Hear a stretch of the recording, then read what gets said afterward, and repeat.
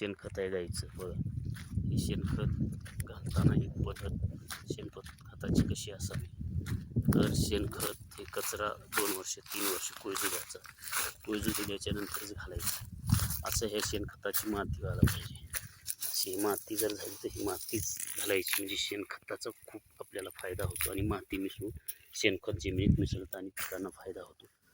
शेणखत जर असं हे घातलो आपण तर हे पहा, असा जर शेणखत घातलो तर हा शेणखत मातीशी मिसळत नाही, पाण्यामुळे वाहून जातो किंवा याच्यातलं जी शक्ती असते ती पिकाला काही फायदा होत नाही. त्यासाठी शेती करत असताना शेणखत 2 ते 3 वर्ष राबू द्यायचा, असा माती होऊ द्यायची. म्हणजे शेणखत हा मातीमध्ये शेतात जमिनीत मिसळून मातीच होते, तर उत्पादन दुप्पट तिप्पट. आणि देशी गाईचं प्युअर शेण खत आहे, असं काही हे नाही. बघा हे आता मध्ये जर ह्याच्या उकरलं त्याचं मऊ मऊ बगरासारखं असं शेणखत निघतो. पहा हे अतिशय उत्तम शेणखत ही पद्धत आहे.